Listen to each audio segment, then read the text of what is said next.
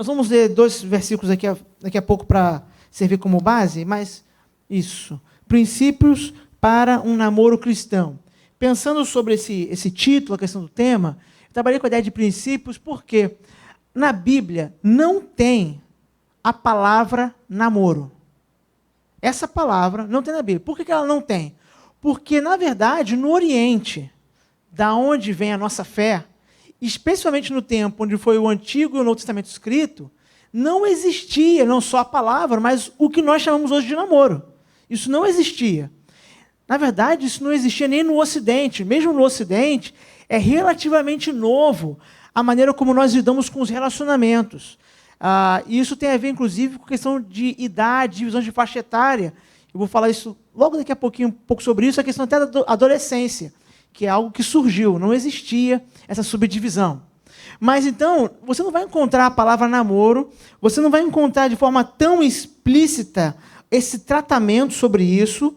Então, nós temos que extrair da Bíblia princípios que sirvam para a vida como um todo e sejam aplicáveis também a essa área. Então, o namoro ele tem que ser visto como algo que faz parte da minha vida como um cristão.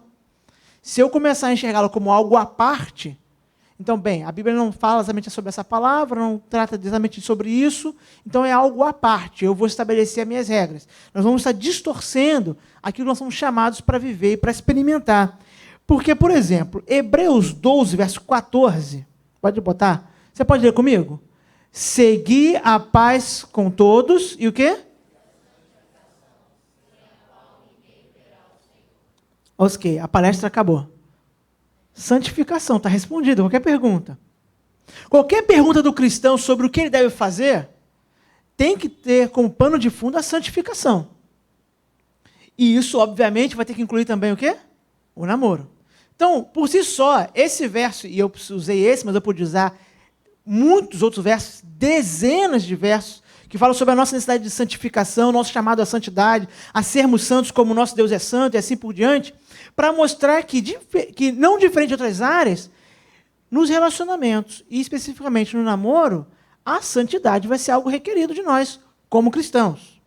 Então, quando eu falo de princípios para um namoro cristão, são princípios que tomam a verdade, a Bíblia como a verdade, e se ela é a verdade, e diz que o cristão se espera dele, requer dele a santificação, a santidade, a busca por uma vida mais santa, então isso vai também, obviamente, abarcar essa área da vida. Sempre é bom lembrar, alguns sabem, mas é bom lembrar, que santidade, na Bíblia, a não ser quando está falando do próprio Deus, que aí ele é perfeito em tudo, é perfeitamente santo, perfeitamente bom, perfeito. Eu poderia usar os outros atributos para dizer quanto perfeito ele é, mas quando fala da gente, não há nenhuma interpretação que encaixe santidade na gente, aqui nessa vida, como ser perfeito. A gente às vezes tem essa ideia, né? Até usa como um aspecto pejorativo, né? É o santinho, né? O perfeito. Mas não é esse o aspecto bíblico. A aplicação bíblica dessa palavra para nós é a ideia de separação, de romper os elos que nos prendem a outras fidelidades, porque agora nós somos fiéis a um só. Nós temos um amor por um só. Agostinho, inclusive, quando fala sobre isso, é muito interessante, que ele vai dizer, por que só posso amar a Deus para amá-lo de verdade? Porque esse amor exige tudo. Se houver outro amor no meu coração, sobre esse, acima desse, não dá para amar a Deus. Não consigo. Porque o amor a Deus exige tudo. Então não pode ter outro amor sobre ele, acima dele, com mais importância. A fidelidade última do meu coração tem que ser ele. E essa é a chamada santificação, chamada de separação. E o próprio autor de Hebreus vai fazer um paralelo muito interessante, com o qual eu vou encerrar essa parte introdutória, que é os versos 16 e 17. Olha a conexão que ele faz de santificação com um personagem bíblico muito interessante. E ninguém seja devasso ou profano, como Esaú, que por uma refeição vendeu o seu direito de primogenitura, porque bem sabeis que, querendo ele ainda depois herdar a bênção, foi rejeitado, porque não achou lugar de arrependimento, ainda que com lágrimas o buscou. Se não é a primeira vez que o senhor fala de Esaú, esse personagem soa uma memória na sua cabeça sobre a história dele. Mas não é um pouco estranho que o texto começa dizendo devasso ou profano? O que Esaú fez exatamente? Esaú cometeu algum pecado sexual, alguma imoralidade sexual? Esaú profanou o altar do Senhor no templo, para usar a palavra profano? O que Esaú fez de fato? Esaú resumidamente da história, versão segundo o pastor Fábio, Esaú trocou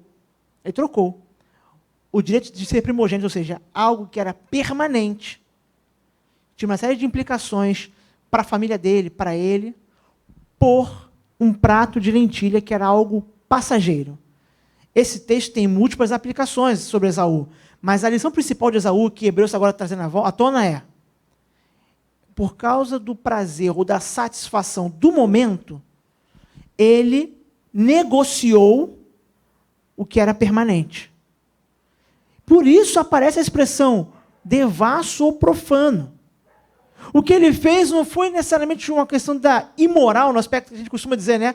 Imoralidade, geralmente atrela a questão de prática sexual ou algo dessa linha. Não. A imoralidade ou a devassidão dele foi, no seu coração, trocar o que era permanente por uma coisa passageira. E eu sempre faço essa pergunta, quem está aqui na Betel há mais tempo sabe disso, que é para a gente pensar bem sobre o texto. Aquele prato de lentilha alimentou Esaú para sempre? Ele nunca mais teve fome? Teve fome logo depois. Igual você, que come um prato de comida, daqui a pouco está lá saltando na geladeira. Ele teve fome depois. E ele sabia que aquele prato não ia satisfazer ele para sempre. Mas ele pensou na satisfação de agora. E esse é um problema do pecado, de qualquer pecado. É que ele oferece satisfação que não pode dar. Porque o prazer, a satisfação que ele dá é passageiro. E é de qualquer pecado mesmo. Só que isso também se encaixa, então, em pecados ligados aos relacionamentos. Que é, qual é o pecado? O risco, o perigo? Trocar o que é eterno, o que é duradouro, o que é melhor, por uma coisa passageira, satisfação momentânea. Que depois que passar o efeito, a gente nem sabe por que fez aquela troca. Esaú depois ficou com remorso, diz o texto, o autor de Hebreus lembra disso, ficou com remorso, chega para o pai e diz: me dá meu direito de primogenitura. O pai disse: já abençoei o teu irmão, agora você vai servi-lo. Não tem mais jeito. Não tem mais como reverter. As consequências do seu pecado estão plantadas, não tem como revogar a plantação. Você agora vai ter que colher isso que você plantou. Pensando, então, em aspectos mais práticos, e eu tentei tornar ao máximo essa conversa inicial prática, mas sem tentar fazer receita de bolo. Sabe o que é receita de bolo? 7 passos para não sei o quê, 5 maneiras de não sei o que lá. Eu tenho um pouco de aversão a isso. Eu sei que na hora de montar a estante de casa é bom ter os 7 passos para montar a estante. Mas para a vida é muito complexa, né? É muito difícil eu estabelecer os passos para tudo que você faz na sua vida, ou para uma coisa tão complexa como relacionamento. Então, eu tentei fugir disso, mas tentar ser bem prático. E aí, eu listei, pode passar, o que eu considero serem os 3 erros mais comuns em relação ao namoro. E eu vou falar deles agora. Porque o primeiro eu tenho que falar sobre o que não é, né? Ou o que não fazer. Depois, o que fazer, né? Ou o que deveria ser. Eu considero os 3 erros mais comuns. Não quer dizer que sejam os únicos, tá? Porque eu estou considerando que, se você está interessado num princípio cristão de namoro, você já sabe, apesar de eu falar isso também mais à frente, você já sabe que namoro cristão não envolve sexualidade, não envolve ato sexual. Você já sabe disso se você é um cristão. Então, esse ponto eu vou tratar mais à frente. Então, eu não vou tratando como erro aqui. Tratando outros princípios que eu creio que talvez você saiba ou tem dúvida, né? Da obviedade eu vou falar mais à frente, tá? Primeiro erro, que é muito comum, é, eu chamei ele entre aspas, né? Brincadeira de criança. Namorar antes da idade. O segundo erro, que é muito comum, é que a gente apelida de quê? Namoro missionário, né? Ou namoro evangelístico, né? Vou namorar para ganhar, para Cristo, né? Vamos ver, vamos falar um pouco sobre isso. E o terceiro e último erro, que é muito comum, eu botei, vamos ver no que dá, mas é porque eu não queria usar a frase do poeta de Xerém, porque eu podia ter que pagar royalties para ele, né? Deixa a vida me levar, né? Do tipo, não, a gente vai levando, vamos empurrando com a barriga, né? O homem pensa isso e não fala, né? A menina geralmente não pensa, mas o homem pensa, alguns, né? Não todos. E é um erro muito comum, muito comum. E eu vou falar um pouco sobre cada um deles agora. O primeiro deles, sobre namorar antes da idade. A Bíblia não estabelece uma idade para namoro. E eu, como eu sou um pouco avesso à questão de 7 passos para não sei o quê, eu tenho dificuldade, por exemplo, com igrejas que estabelecem. Eu entendo o zelo, o cuidado da liderança ou da igreja em si, mas eu não acho que é o papel da igreja estabelecer isso. Esse é o papel dos pais, conversando com os filhos, estabelecer os planos, como as maneiras devem ser conduzidas, ouvindo e falando, estabelecendo. Então, eu não vou dizer assim, ó, você não pode namorar com 14, não, 14 não deve mesmo, não. Não pode namorar com 16, não pode namorar com 16, não vou dizer uma idade. A questão é, o que você precisa entender é o seguinte, eu sei que alguns não vão gostar, mas ouça com atenção. Namoro não é coisa para criança e adolescente é criança. Tá? Adolescente é criança. Eu estou falando só questão legal, social, né? Estatuto da criança, adolescente, não estou falando só disso, não. Sabe por que eu estou dizendo isso? Antigamente, muito antigamente, só existia criança e adulto. Só criança e adulto. Não existia o conceito de adolescente.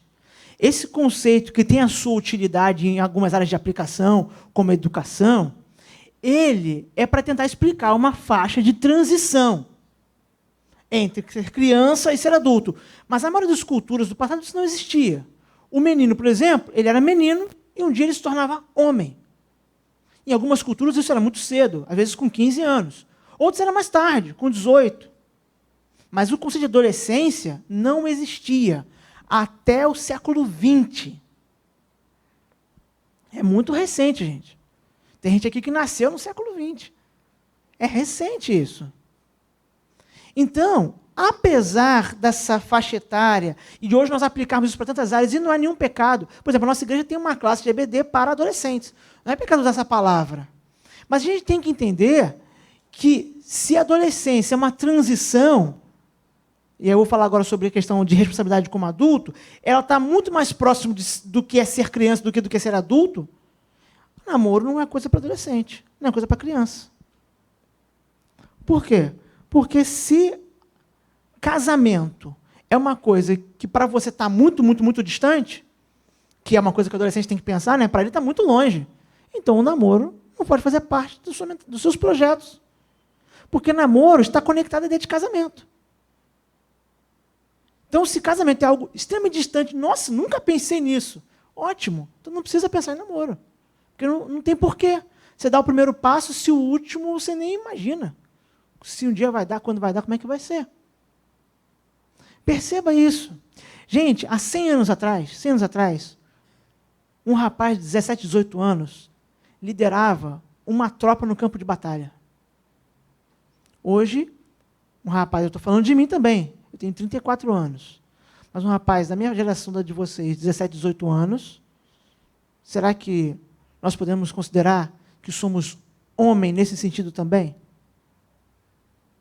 Isso não é para a gente se diminuir, se achar inferior, mais fraco, não é isso. Mas é para a gente refletir o seguinte, a sociedade à nossa volta fez algumas mudanças e isso tem consequências, mas será que a gente vai abrir mão dos valores que a Bíblia ensina? Se namoro tem a ver como transição, essa maneira de entender a preparação, o conhecimento para casar-se, e casamento não faz parte do meu horizonte, por causa da minha idade, por ser muito jovem, então o namoro não deveria fazer parte do meu presente. Por isso que não é coisa para criança. E preste atenção, porque se a pessoa em quem você estiver interessado em namorar não tiver o casamento no horizonte, preste atenção, não estou falando que você tem que casar amanhã. Né? Eu até acho que o cristão tem que ter cuidado, né, com a média de tempo de namoro dele. É um cuidado muito importante esse. Mas, se não está nem no horizonte o casamento, então o namoro não deveria estar nem estar na mesa, estar em conversa. Por quê? Porque uma coisa está conectada à outra, então não é coisa para criança. Às vezes, não sei se alguém ia pensar em perguntar isso, mas às vezes fala assim, mas pastor, eu vi lá um estudioso falando, por exemplo, a idade que as pessoas casavam na Bíblia, né? Por exemplo, não sei se vocês sabem disso, mas Maria, provavelmente, quando já era noiva de José, preparando para casar-se com ele, e ela foi visitada pelo Espírito e concebeu o Senhor, Maria tinha provavelmente algo em torno de 15 anos de idade. Alguns estudiosos falam que tem 14. Mas por quê? Porque se casava muito novo. Né? Mas se alguém estiver pensando assim, pastor, vamos seguir esse exemplo. Não tem problema, a gente faz casamento arranjado igual o deles, né? Seu pai e o pai do que você está interessado ou que você está pensando vão negociar lá, se eles decidirem não negociar, desfaz o relacionamento e te negocia com outro, não tem problema. Né? Você segue seguir o padrão bíblico, a gente negocia.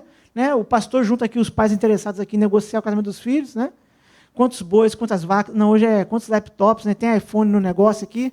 Bota um iPhone na mesa que a gente conversa. Por quê? Porque no tempo bíblico, no Oriente, a cultura do Oriente, as pessoas casavam muito novas. E é assim até hoje. Você vê, às vezes, na televisão, fazendo reportagem sobre isso, há países onde se casa até mais jovem do que se casavam no tempo bíblico, hoje. Infelizmente. Então, esse padrão da idade tem a ver, sim, com o elemento cultural. E é algo que deve ser conversado na sua casa. Mas não é coisa para adolescente, para criança. Eu fico com o meu coração bastante incomodado quando eu vejo crianças de 10, 11 anos falando de namoro. Mas fico quase tão incomodado quanto quando eu vejo 14, 15 anos falando de namoro também. Não que eu acho que com 14, 15 anos a pessoa nem pode namorar, talvez não, depende.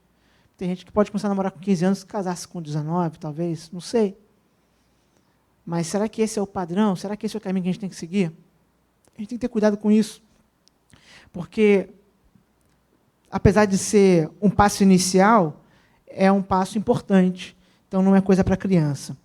O segundo erro que é muito comum, o namoro missionário. Namorar um não convertido. E isso, gente, quando eu falo não convertido, perceba que eu não botei não membro de igreja. Botei não convertido. Porque pode ser membro de igreja e não ser convertido. Crente nominal entra nessa lista, tá? Crente que é só crente no nome, entra nessa lista. Namorar um não convertido. E, gente, a gente não pode ignorar a questão do jugo desigual que a Bíblia apresenta. Nesse ponto, a Bíblia fala claro. Mais claro do que isso, eu acho que não dá para falar. Olha o que diz 2 Coríntios 6, diz 14 e 15. Vamos ler juntos? Não vos prendais a um jugo desigual com os infiéis. Porque que sociedade tem a justiça com a injustiça? E que comunhão tem a luz com as trevas? E que concórdia há entre Cristo e Belial? Ou que parte tem o fiel com o infiel? O que é jugo, primeiro, pastor? Se o nosso pastor fala isso, o que é jugo? Era comum, para arar o campo, às vezes, usar animais que usavam uma trava de madeira sobre seu pescoço, né? Sobre essa anca, para puxar um arado. Então, por exemplo, se colocavam 2 bois juntos, e não só 2 bois, da mesma espécie de animal, mas animais que pudessem fazer o mesmo ritmo. Você não podia colocar, por exemplo, um boi extremamente forte e um boi muito cansado, porque se você pretende arar em linha reta, eles têm que ser capazes de fazer o mesmo ritmo, senão você vai arar assim, ó. Não vai conseguir arar a terra para poder plantar depois. Então, isso é a ideia do jugo. Então, o jugo desigual é a ideia de colocar animais para arar a terra que tinham um ritmo diferente, iam prejudicar, não ia fazer a linha reta, não ia conseguir fazer o seu propósito. Então, a ideia é, como podem 2 caminharem juntos num casamento, num relacionamento, para casar-se, a gente está falando de namoro, mas pensando em projetar uma família no futuro, se eles têm desejos, planos, projetos e, acima de tudo, senhores diferentes? Como pode? É como se tentasse arar a terra botando um cavalo e um boi. Você não vai conseguir arar. Não vai conseguir fazer o caminho, a vala para fazer a plantação correta.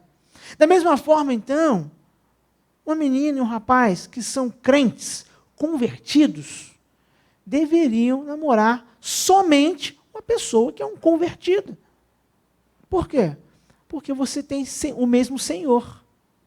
Então, o mesmo Senhor vai dar ordens e direções iguais para o relacionamento, para poder florescer. E isso vai chegar no mesmo lugar no futuro. E mesmo assim, isso não é garantia de perfeição. O namoro, e principalmente o casamento, vai ter muitos desafios, mesmo assim.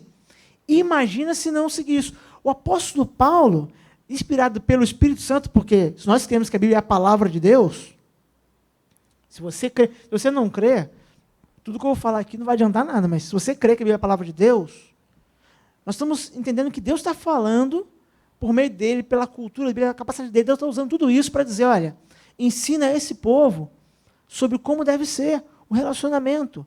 Não dá para andar junto. Ele é duro nessas palavras porque ele está num ambiente de paganismo. E tem gente que não estava levando em conta, se convertendo ao Evangelho, sendo salvo pela graça e achando que poderia casar-se com uma pessoa que seguiu o paganismo. Um absurdo completo, né? Mas eu vejo esse mesmo absurdo nos nossos dias. E, infelizmente, a história se repete com muita frequência. E o resultado não é um namoro missionário, não é ganhar a pessoa, normalmente. O resultado é afastar-se do Senhor, normalmente.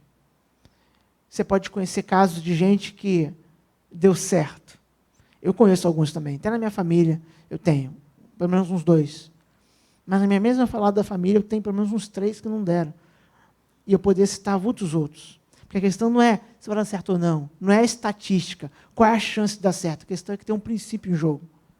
E como em qualquer outra área da vida cristã, a desobediência tem um preço. A desobediência ao nosso Senhor tem um preço. E há uma orientação clara do nosso Deus sobre essa área. Então, desobedecê-lo tem um custo. Assim como Deus estabeleceu o princípio da formação de uma família, lá desde o começo, lá desde Gênesis, ele estabeleceu um princípio claro, muito antes de uma família se constituir como núcleo, que a gente pode aplicar em nossa cultura para o namoro, que é não namorar de forma nenhuma, não se juntar a alguém que não tenha o Senhor como Senhor. Você não pode amar, nesse sentido de amor romântico, para se casar-se, alguém que não ama a Deus. Não pode. Você vai estar construindo a sua própria armadilha. Você vai estar dando corda para depois você mesmo se enforcar com essa situação. Esse é um princípio que a gente tem que ter em mente, para aprender para a gente, para ensinar outros. E o último erro comum é o vamos ver no que vai dar. Eu botei ali também o namoro como um fim em si mesmo, né, está subentendido, e não como meio para construir um relacionamento. Tem gente que acha que namoro é passatempo. Inclusive, tem gente que não consegue ficar sozinho. Tem gente que, quando acaba um relacionamento, parece que tem que encontrar outro. E o quanto mais rápido, melhor. Não é, nem estou falando de questão afetiva, do beijo, do carinho, ou até para aqueles que estão envolvidos sexualmente ativos. Não estou falando só disso, ele tem que encontrar um outro parceiro. Tem gente que não consegue ficar só. Então ele tem que encontrar outro, porque o passatempo dele, ou o que completa ele, é estar com alguém. Não importa quem. E esse que é o problema. O namoro não pode ser um fim. O namoro não pode ser o resultado final. Ele tem que ser meio. Meio para construir um relacionamento saudável. Tem que ser meio. Você não pode simplesmente namorar por namorar. Isso parece muito óbvio, mas eu vejo isso com tanta frequência. E, às vezes, há pessoas que nem querem ouvir a gente explicar isso para ela. Ela fala, não, pastor, não é assim, não. Se algum amigo falar, não, você está falando isso de mim, mas não é assim. Eu me lembro que um tempo atrás, eu li um artigo, um pedaço de um artigo do reverendo Augusto Nicodemos, onde ele falava sobre poligamia entre pastores. Eu falei, poxa, poligamia entre pastores, que isso existe, sei lá. E aí ele falou, ele criou uma ideia, explicou uma ideia interessante. Porque poligamia para a gente é o quê? Está casado com mais de uma pessoa, né? Mas ele falou, mas é poligamia em série. O que é poligamia em série? Casa com uma pessoa, termina, casa-se com outra, divorcia, casa-se com outra, divorcia. Ele estava falando de pastores porque era a aplicação do que ele precisava estabelecer, mas eu podia falar isso sobre cristãos e podia, inclusive, aplicar isso antes do casamento até para o namoro. Tem gente que pratica um polinamoro, né? Ele vai de um para o outro e é impressionante isso. E às vezes a gente nem consegue manter o ritmo. A gente encontra a pessoa e vê com o outro e fica pensando, era esse semana passada? Não me lembro, acho que não era esse. Acho que era diferente o rapaz. Então, a moça não era essa moça. A menina era lourinha, não era essa aqui. A memória está boa, não estou confundindo, não é possível. E sabe qual é o problema disso? O namoro como fim em si mesmo? É porque ele não pode ser fim, porque ele não pode satisfazer. O que não satisfaz a gente não pode ser fim. Tem que ser meio. Então, Deus não estabeleceu esse período da sua vida para ele ser um fim em si mesmo, para simplesmente você estar namorando. E isso, na verdade, o namoro como um fim em si mesmo, é tornar o outro um objeto. É um objeto. Por quê? Porque, normalmente, e porque, estou falando de gente que é crente, né? E crente não fica, né? Mas, às vezes, aplica princípios de ficar do lado de fora no namoro, né? Eles namoram, mas namoram um mês, namoram uma semana, namoram 15 dias, né? E vai para outro, né? Então, ele só fala que é namoro, né? Só muda o título, mas ele faz a mesma coisa que se faz lá fora. Mas sabe qual é o problema? É que faz o outro objeto para me satisfazer. E o sentimento do outro? O que o outro planeja? O que o outro pensa? Talvez você esteja achando que está namorando só para passar o tempo, mas será que o outro também está pensando isso? Você, além de estar errando, pode estar prejudicando alguém, está dificultando alguém, a caminhada cristã. Isso pensando sobre cristãos. E, geralmente, esse cara que vai ver no que vai dar, né, vai de namoro em namoro, essa menina que vai de namoro em namoro, geralmente, tanto o rapaz quanto a moça quer fazer isso também por questão de status, né? Questão de o que vão pensar, né? Pô, estou sozinho, encalhado, né? Encalhado, eu sei que a gente brinca com isso, né? Até no nosso PG dos rapazes, tem alguns rapazes que a gente pega no pé, a gente brinca com eles, mas eles sabem que é brincadeira. Porque, na verdade, o fato dele não estar namorando com ninguém não torna ele inferior a ninguém. Simplesmente porque a pessoa não apareceu ainda, não encontrou a pessoa certa, adequada. Próximo ponto, para eu poder encerrar. Então, esses três erros mais comuns. Namorar antes da idade, namorar com não crente e namorar por namorar. Tem uma pergunta que é muito comum, e aí essa eu já me antecipei, né? Porque essa ninguém vai fazer em público aqui, essa pessoa faz em particular para o pastor, né? Depois, né? Então no acampamento, então conversa com a líder do PG, né? E aí, que é o até onde eu posso ir no nosso namoro. A resposta também é muito simples. Assim como eu respondi logo no início da mensagem por ter acabado, a resposta é: você pode ir até onde não for pecado. Agora, como é isso? Aí que está a questão. O problema nosso é que porque todo mundo é assim, tá? Quando a gente pensa em qualquer área da vida, até onde eu posso ir sem pecar, normalmente é porque nós já estamos intencionando pecar. A gente quer cruzar a fronteira, mas a gente quer que alguém diga que até ali não tem problema. A gente tem cuidado com isso, porque a tentação em si não é pecado, não. Ser tentado não é estar pecando. A prova é, o nosso Senhor foi tentado. E ele pecou? Não. Então, você ser tentado com algo te atrair, tanto em ligado ao namoro, qualquer outra área da sua vida, não quer dizer que você está pecando naquilo.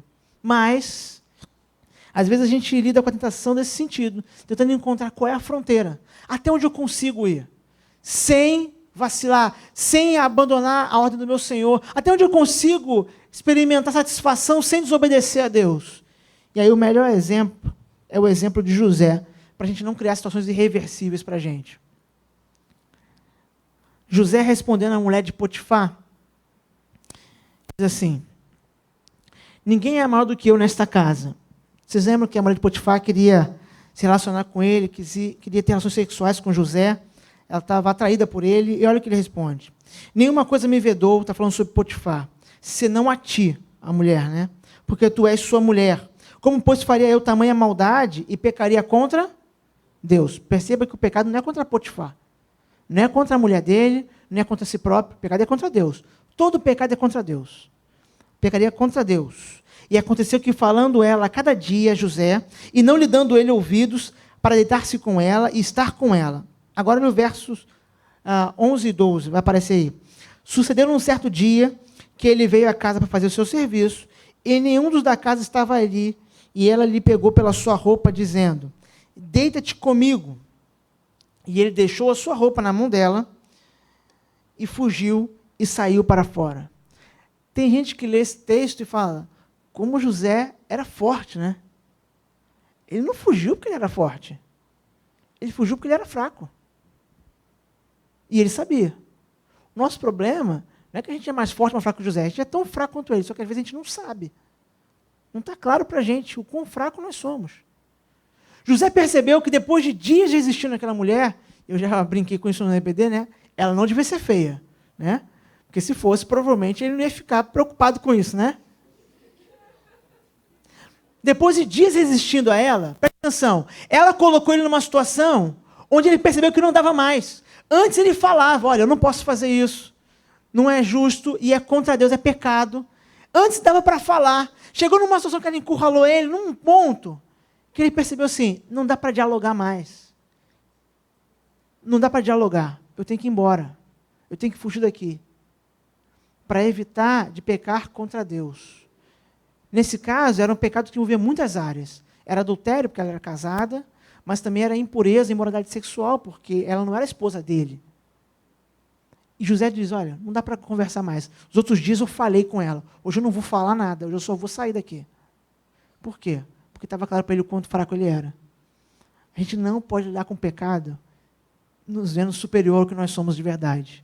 A gente tem que ter uma perspectiva adequada quanto a isso. E isso também se aplica ao namoro. A gente não deve ver isso, a questão do limite, do ato sexual como um limite, a fronteira última para não pecar contra o Senhor no namoro, como uma proibição de experimentar algo prazeroso. Não é isso. A gente deve entender esse limite como justamente ajustar, aplicar uma coisa para o fim para qual Deus o criou. Deus criou o ato sexual para o prazer do casamento. Então, não experimentá-lo antes não é privar-se de experimentar uma coisa prazerosa. Não é isso. É ajustar para uma coisa que servir o seu propósito, porque Deus criou. A gente entende isso para tanta coisa na nossa vida, mas nós temos dificuldade, todos nós, para entender o quanto o ato sexual, o prazer ou a intimidade foi criado para o casamento e lá é o lugar. E lá é o lugar. E mais uma vez, a desobediência a Deus em qualquer área da vida traz consequências. Quando Adão e Eva estavam no jardim, Deus falou, se vocês comerem dessa árvore, vocês vão morrer. Deus falou a verdade, gente? Deus falou a verdade? Se comer, vai morrer? Mas eles comeram e morreram na hora? Não. Ué, Deus falou a verdade, mas eles não morreram? Como é que é isso? Se tivesse algum observador lá, se houvesse um outro observador, poderia pensar, estranho isso. Eles não morreram. Cadê a consequência? Nós somos a prova de que há consequência. Houve consequência naquele ato. A nossa vida em desarranjo, o mundo à nossa volta todo quebrado por causa do pecado, é a prova que aquele ato deles hoje teve consequência. Eles escolheram consequências e nós escolhemos até hoje. A desobediência a Deus sempre traz consequências. A submissão a Ele traz benefícios. Não quer dizer que a submissão seja mais fácil do que a desobediência. Às vezes o caminho da desobediência é extremamente fácil no começo, mas a submissão traz mais benefícios. A gente, como eu falei, entende isso para tanta coisa. A gente sabe, por exemplo, que deve obedecer ao Senhor quando Ele diz que não deve matar. Mas, por exemplo, eu posso ir para a guerra. E na guerra, se precisar, eu mato. Ué, mas como é que é isso? A gente entende, então, que o não matarás é um limite estabelecido para a organização da nossa vida em sociedade, mas que há uma prescrição de que há um momento, talvez seja necessário matar alguém e não vai ser um descumprimento desse mandamento. Deus estabeleceu que o casamento é o lugar da prática sexual. Quando a gente tem isso fora do casamento, é desarmonia com a palavra dele, e isso traz consequências. A gente precisa entender isso e mais, confiar de que ele sabe o que ele está fazendo. Vai aparecer um versículo de Gálatas 5, 16 a 19. Porque a questão é andar no espírito ou na carne. Não dá para obedecer minhas inclinações e, ao mesmo tempo, me sujeitar a Deus. São caminhos distintos. Olha o que o apóstolo Paulo diz. Digo, porém, andai em espírito e não cumprireis as concupiscências da carne, porque a carne cobiça contra o espírito contra a carne, e esses opõem-se um ao outro, para que não façais o que quereis. Mas se sois guiados pelo espírito, não estáis debaixo da lei. Porque as obras da carne são manifestas, as quais são, eu botei só o início, né, verso 19, adultério, fornicação, impureza, lascívia, assim por diante. Paulo mostra as obras da carne afetando todas as áreas da vida. Os relacionamentos, as amizades, a vida em sociedade como um todo. Mas ele começa falando sobre o aspecto que está ligado a casamento e relacionamento sexual. Por quê? Não é que essa área é mais importante de eu me submeter a Deus do que outras. O evangelho não é uma chamada a moralismo, não é isso. Mas é para a gente entender que essa área também tem implicações. Nós não podemos fingir que só porque algo é comigo e aparentemente não afeta ninguém, não tem problema. Tem. Ele diz, isso é obra da carne. É o nosso coração que deseja. Nosso coração que deseja isso.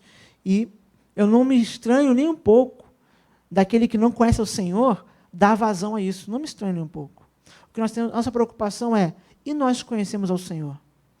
Temos dado espaço para obras da carne ou praticado o fruto do Espírito?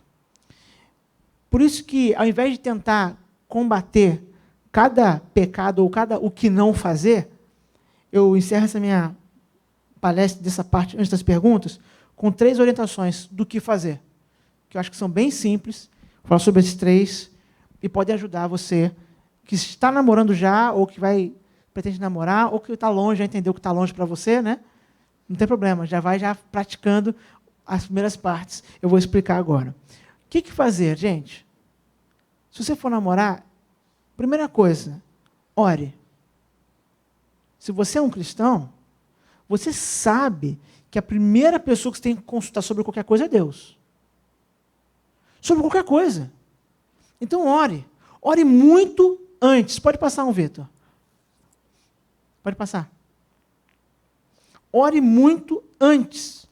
E peça ajuda a Deus para não ser enganado pelo seu coração. Você tem que pedir ajuda a Deus para isso. Senhor, não me deixe ser enganado pelo meu coração.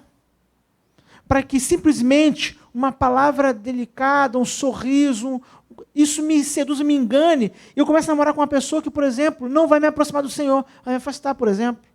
E eu não estou falando de namorar com um crente só. Nesse caso, até um crente, às vezes, pode provocar um relacionamento que afasta você do Senhor. Você tem que avaliar isso, tem que orar muito antes. Orar no começo do namoro. Criar o hábito, inclusive, de orar junto. Se você já está namorando com alguém, crie o hábito de orar junto. Se eu fosse o seu pai, eu diria que esse é um dos maiores conselhos que eu poderia te dar. Ore junto com essa pessoa. Quanto mais vocês puderem orar, melhor. Não dá para orar junto todo dia, porque não dá para ver todo dia, é normal. Nem é bom ficar se vendo todo dia à toa, né? Ora pelo telefone, ora pelo WhatsApp, ora pelo Snapchat, sei lá o que, meu irmão. Acha um aplicativo e ora. Dá um jeito. Sabe por quê? Porque isso pode levar vocês a entenderem, por exemplo, que um relacionamento deve acabar. Pode ser que essa seja a conclusão. E não é preciso de uma briga para isso, simplesmente tipo assim, poxa, não é o caminho. Ou pode, pelo contrário, mostrar para você assim, olha, poxa, nosso relacionamento, mesmo já tão no começo, eu vejo um futuro. Não sei quando, mas eu vejo um futuro. Então a gente tem que orar mais ainda, pedindo sabedoria para esse relacionamento florescer, para ele poder dar frutos. Se você ainda não começou, comece a orar junto com a pessoa, até antes dos beijos e dos abraços. Comece a orar junto com ela. Agora, cuidado aqui, tá? Que tem uma galerinha meio gospel aí, meio esquisita, né? Que aí o cara fala assim, não, eu estou orando, pastor, por aquela menina. E aquela outra ali, não, estou orando com ela também. E aquela outra ali, não, a gente já começou a meio orar também, já, vamos ver qual é a vontade do Senhor. Já posso dizer de antemão, meu irmão, que a vontade do Senhor não é você namorar as 3.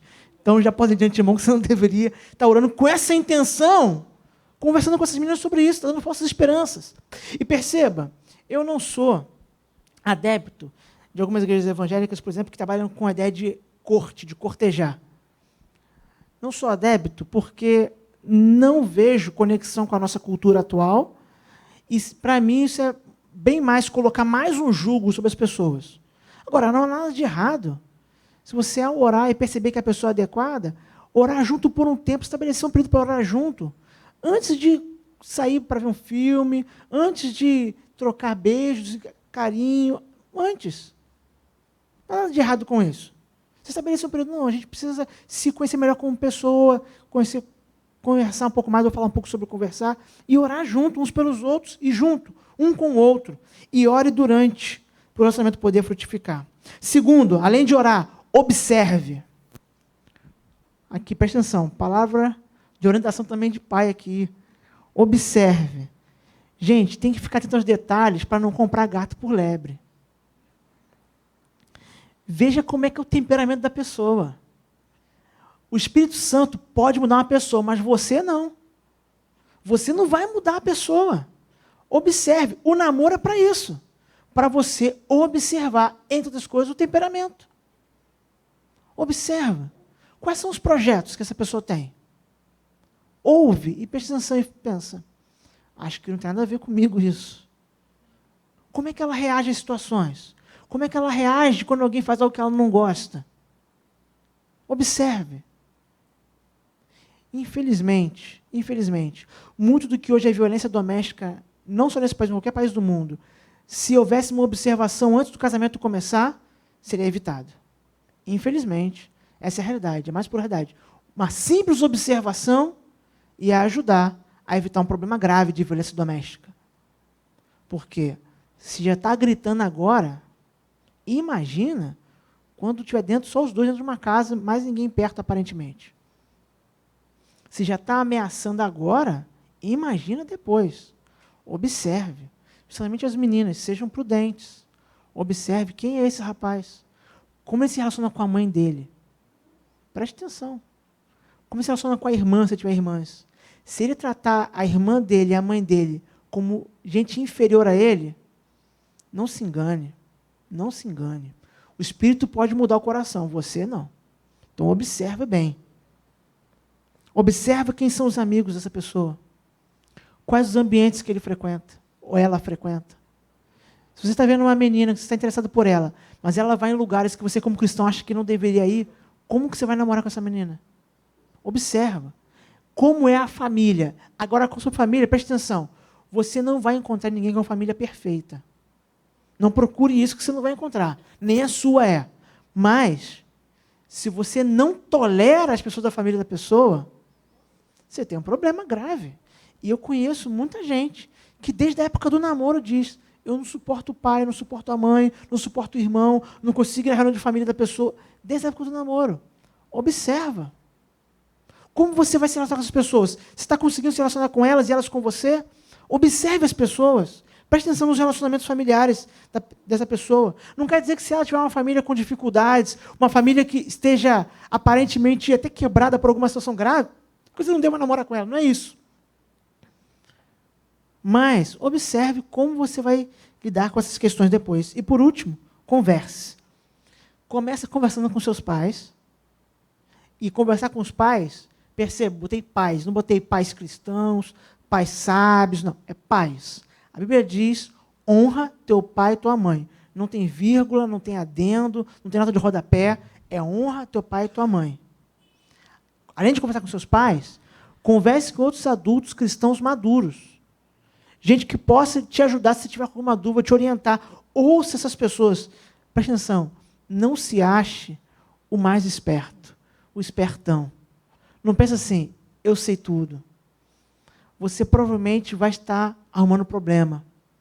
Eu digo até por experiência própria. Muitas vezes, não só em relação ao relacionamento, em outras áreas da vida, quando eu achei que eu já sabia, foi quando eu comecei a ter dificuldades. Não se ache o espertão, você não sabe. Você vai poder evitar muita dor de cabeça se você ouvir essas pessoas. Não quer dizer que seus pais não errem, podem dar conselhos errados até. Não quer dizer que um cristão maduro não erre, não é essa a questão.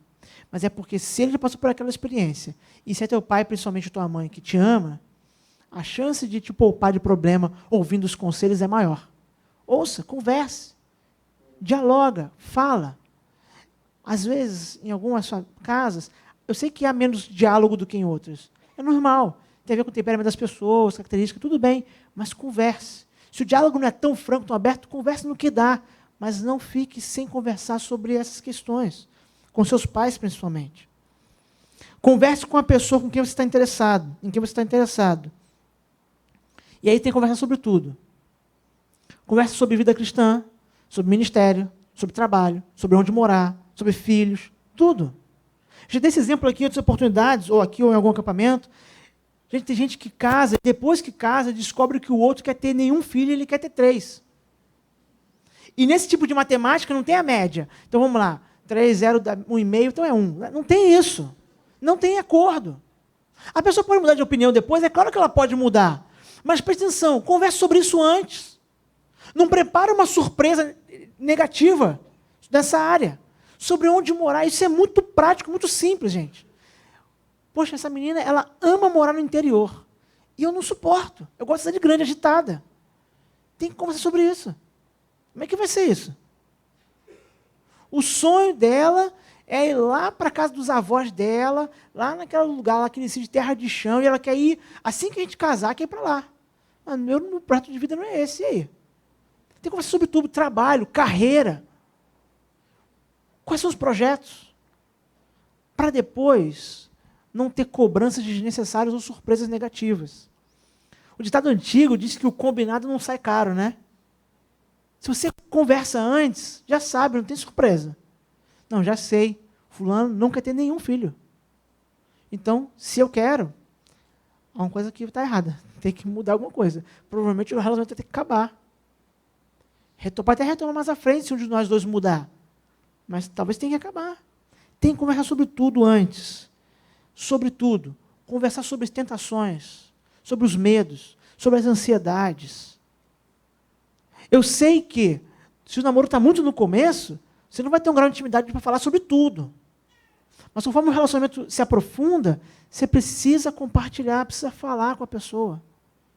Para ela entender. Para ela entender. É um jogar limpo de verdade. Então, você precisa orar muito, muito antes até de você começar a namorar. Você precisa observar a pessoa antes de começar a namorar com ela, enquanto está no relacionamento. Precisa conversar. Essas são as 3 orientações mais simples que eu poderia dar, que abrangem, acredito, qualquer aspecto que vai ligar ao relacionamento. Se não vai resolver tudo, vai nos poupar de muitas dores de cabeça, de muitos problemas. Queria orar para encerrar esse momento. Eu passei 10 minutos, 12 minutos do que eu pretendia, mas eu queria orar para encerrar esse momento. Vamos cantar uma canção, depois eu vou ter espaço para perguntas e respostas, tá bom? Vamos orar? Pai bendito, obrigado, Senhor, porque podemos aprender junto com a Tua Palavra e trocar, Senhor, experiências, tentando, Senhor, edificar a vida uns dos outros aqui nesse momento. Pai, ao mesmo tempo que tento compartilhar daquilo que o Senhor colocou no meu coração, eu também sou orientado, encorajado pelo Senhor, a permanecer fiel em tantas áreas da minha vida, a tentar ensinar na minha própria casa, Senhor, a Tua Palavra, para o bem da minha família, dos meus filhos. Ó Pai, eu sei que há jovens aqui da minha idade, até alguns mais velhos do que eu, mas como um pai, Senhor, meu desejo é que eles possam ouvir ao Senhor antes de mim mesmo, mas também ouvir aquilo que nessa noite eu falei, Senhor, nesse momento, avaliar a partir da Tua Palavra se é verdade, se é justo isso que foi dito, Senhor, para que possam seguir ao Senhor. Ó Pai, que o Senhor possa nos conduzir por meio do Teu Espírito, dando sabedoria, nos orientando, ó Pai, nos conduzindo a toda a verdade. Pai, que o namoro, assim como todas as outras áreas da nossa vida, sirva também para nos aproximar do Senhor.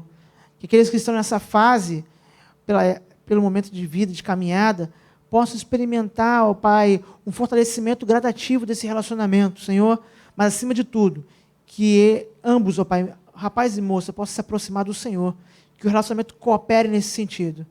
Pai, se alguém está num relacionamento que tem afastado do Senhor, eu lhe peço, Senhor, que o Senhor o ajude a abrir os olhos para que possa terminar esse relacionamento, para voltar para o Senhor, Pai. Porque ninguém deve ocupar o lugar do nosso coração que é Teu, Senhor. Nada nem ninguém deve tomar o lugar que só o Senhor pertence. Abra nossos olhos, Senhor, para que não coloquemos outras pessoas, situações ou qualquer outra questão, ó Pai, no trono que é Teu, Senhor. Como Teus filhos, nos pedimos, ó Pai, que o Senhor nos ajude a submetermos a Tua vontade. É isso que pedimos em nome de Jesus. Amém.